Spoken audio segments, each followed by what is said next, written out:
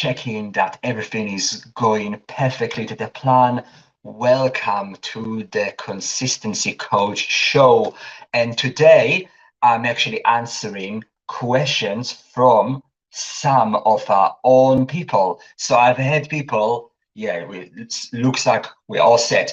So I'm actually going to answer questions that people left me in advance. And if you guys have anything in the comment, I'm going to speak about what it takes to create consistency and maintain consistency in the business, in your business, in any business for that matter.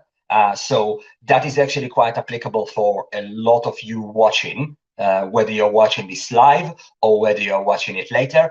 I'm actually going to split this series to at least 4. So I'm actually doing this live for about 15 minutes. Okay. And once I finish this episode, I will cover some of the other questions in the next episode. So let's get the first show started right away. So I've received quite a lot of questions from various people, and one of the things that I wanted to cover, the first one was Nathan was asking, what are your top 1 to 3 practices for consistent mindset? So great question, Nathan. So what are your 1 to 3 top 3 practices for consistent mindset? Okay, so I'm actually going to say 3 things. One of them is focus on what you want, because so many of us are not actually focusing on what we want. We focus on, oh, I don't want to be in that situation. Oh, I don't want to be stressed. Oh, I don't want to be anxious. Oh, I don't want to wake up at night and think about, what my customers might be saying or the emails they might be sending me. The thing is, the unconscious mind doesn't accept negatives. So whatever you say, it accepts it. Just imagine the unconscious mind is typically like a stroppy child, and it would remove, whether you want it or not, it would remove that don't part and what you don't want, and it will actually land as if you said that you want it. How about that? Like, it sounds completely nuts, but this is how my unconscious mind operates, your unconscious mind, everyone's unconscious mind, whether you want it or not, because that's the design of what it is to be a human being. So one of the most important things, Nathan, and this is an amazing question, is to focus on what you want. And also, when you are telling people what you want from them, say it and state it in a positive way. Positive way, just like it's not just this rah positive talk kind of thing. It's actually say, so for example, if you told a child, do not cross the road without looking, it's actually much better to tell them instead, it would be really great if you cross the road once you look left and right, or please look left and right before you cross the road. However you are actually saying it, right? Whether direct or indirect, just make sure that you state it in a positive way. Now, the same goes for our daily lives. This is the crazy thing about it. So when we say to ourselves or to other people, oh, I can't be bothered, or I don't want this, I don't want that, I don't want to be this person and that, you have to reframe it as what you actually want, because otherwise it's like resisting it, and then the thing that you don't want will continue persisting. Now, and the second thing, so this is number 1. So the second thing is to set your thinking on the big picture first. I'm just making sure that I'm also on time, looking here. Okay, awesome. I've got the clock when I'm looking at the live on Facebook on the computer. So the second thing is set your mind on the big picture first. Okay, what that actually means. So rather than getting bogged in the detail, what you want to do is to look at the big picture of what you want to accomplish and what you want first. And only after that, ask yourself and break down the detail. And I'm actually going to cover, when I get to one of the next couple of questions, I'm actually going to cover a question about achieving goals and what's the best way to achieve them. And then we actually implement the exact same thing, believe it or not. We actually implemented the exactly same structure, that we start with the big picture and then breaking it down. In the world of NLP, it's called chunking up first, like, the up, like the main kind of concept, and then chunking down.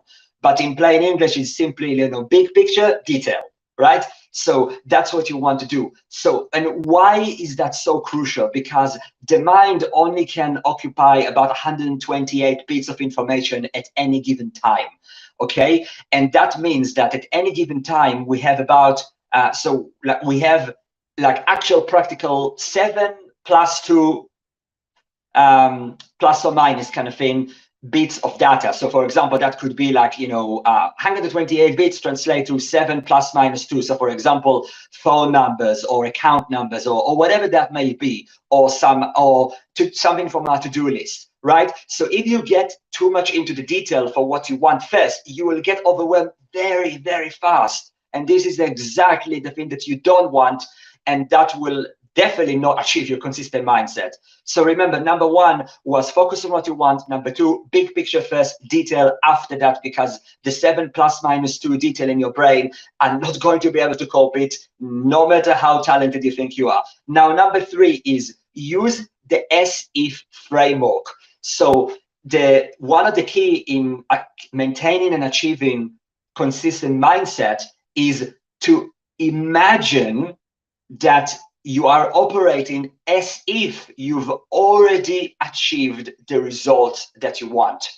This is a super important concept. So everything you want to rephrase it in present tense, like, so for example, I give you an example. Say you have like a certain monetary goal or a certain number of clients. Say you want to earn 10,000 a month in your business, like $10,000, let's say. That is like, I'm from New Zealand, so I'm mentioning dollars, but whether that's pounds or euros, whatever, it doesn't matter. It's just an example. So, okay, so use the as-if framework. So to keep the mindset consistently, you want to train yourself and even write down whether that's like whether you call it like a manifestation or whether it's part of your goal. You want to actually say to yourself and write it down, and in every occasion, phrase it as if I am earning $10,000 a month. I am serving 15 customers. I am turning around X amount of deals or X amount of capital or investment, whatever, right? Like I'm just throwing some ideas. Like I'm not about the accuracy of the examples, but I hope you get me. You are basically saying as if you are living in that situation that you already have that.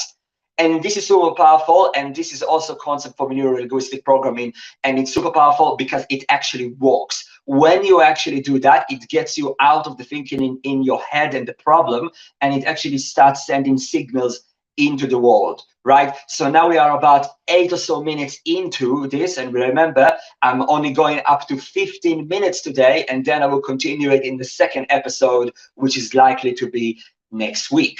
Right, okay, then I'll breathe a bit. I'm just like deep breath, okay? And now that was an awesome question. So just like a recap, like Nathan was asking, what are mine? Like, what are your 1 to 3 top three practices about achieving consistent mindset? So number 1 was focus on what you want. Number 2 was big picture first and detail after only. And then number 3 is use the as-if framework, as if the thing that you want are happening right now in the present. Vanessa had another question. How to think positive or positively every day, even if it's a bad day? Okay, amazing question. Okay, so we all, life happens, things happen, that sort of thing, like happening all the time, we hear stuff that maybe we don't like, or maybe the odd thing can trigger us. So there's actually no single, just one odd way to actually answer this question. But I'm actually going to mention 2 ways, 2 ways how you can actually keep consistently positive mindset even when it's a bad day. Okay, so one of them is to reframe the situation as it occurs. Okay, what does it mean to reframe the situation as it occurs? Okay, so I'll tell you, you want to ideally write it down because it's not enough just to say it in your mind, because then it's like up in the air. So you want to write it down, whether that's in a notepad, whether that's on a a sheet of paper, whether that's on a Word document, Google Doc, doesn't matter. Like on your phone, just write it down. Ask yourself, what is this day or the situation here to teach me? What is this day or situation here to teach me? Now, I have a tip. If you want to go advanced, and I know you do, instead of just asking, what is this day or situation here to teach me? What you actually want to ask is add something very important to the end. Ask, what is this situation or day here to teach me that when I got that, would have had the problem I used to have disappear? Again, what is this day or situation here to teach me that when I got that, it would have the problem I used to have disappear? You need to hear that again. What is this day or situation here to teach me that already getting the lane and coupling it what that question? This is like one of the most powerful questions you can ever ask yourself. What is this day or situation here to teach me that when I got that, it would have the problem that I used to have disappear? So how cool is that? It literally blows the problem completely. And write it down. Don't just leave it like living in your head. Now, the other thing, as we are at about the 12-minute mark now, and I've got maximum 3 minutes on this very first episode of Ask the Coach. Yeah, like the super exciting stuff. And I've got a couple of questions which I will automatically move to the next session. So Vanessa, so this is one way by answering that question. But what that you could use is you can use the learning state. I've explained and I had videos about that, and that's such as an awesome thing. So the learning state, or hakalau, which is like a peripheral vision, it's from Hawaiians, kind of like an error showing up. So I'm just double checking. I think we're still there. Yeah, we're still there. Awesome. Right. Okay. Right. It could be just like a Facebook glitch, but here we are. Okay. So I hope you are all stay with me. So the learning state. Okay. So by going into a learning state, hakalau, peripheral vision, it's all like the same thing. You actually not only eliminate the problem, you actually create a state of more intense focus and ability to absorb information. So in that state, you will achieve better results.